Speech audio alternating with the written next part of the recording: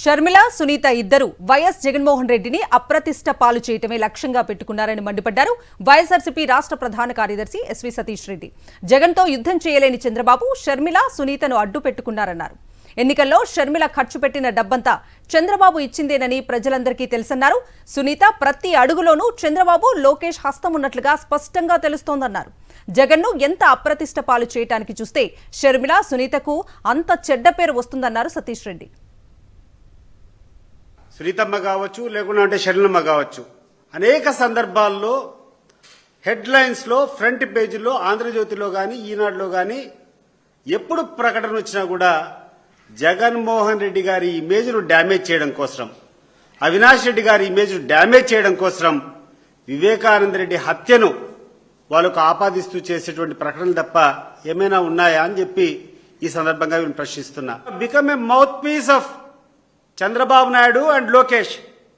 ఏ రోజైతే చంద్రబాబు నాయుడు డిఫెన్సివ్లో పడిపోతాడో, ఏ రోజైతే రాజకీయంగా చంద్రబాబు నాయుడు మాట్లాడలేని పరిస్థితి వస్తుందో, ఆ రోజు నిన్ను వాడుకోవడం, నిన్నో లేకుండా ఉంటే సునీతమ్మనో వాడుకోవడం, హెడ్లైన్స్లో ఆంధ్రజ్యోతి, లేకుండా ఉంటే Eenadu paper, ABN Andhra Jyothy, TV5, ETV ప్రధానంగా బురద జల్లేటువంటి కార్యక్రమం. నీకు అర్థం కావడం లేదు తల్లి. చంద్రబాబు నాయుడు గారు నిన్ను ఈ 4 రోజులు ఉపయోగించుకున్న తర్వాత, ఒక్కసారి నీలో పస అయిపోయిన తర్వాత నిన్ను తీసుకొని డస్ట్బిన్లో వేయడం ఖాయం. నువ్వు చాలా తప్పుడు వ్యక్తిని నమ్ముకున్నావు. ఎన్నికల్లో నువ్వు ఖర్చులు పెట్టావు. డబ్బులు ఎవరిచ్చారు? ప్రపంచానికి అంతా తెలుసు.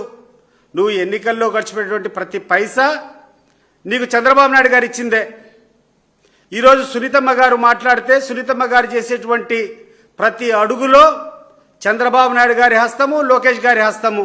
వెనకల నుంచి వీళ్ళు నడిపించేటువంటి విధానాన్ని ప్రజలు గమనించలేదనుకుంటున్నారా మీరేమైనా?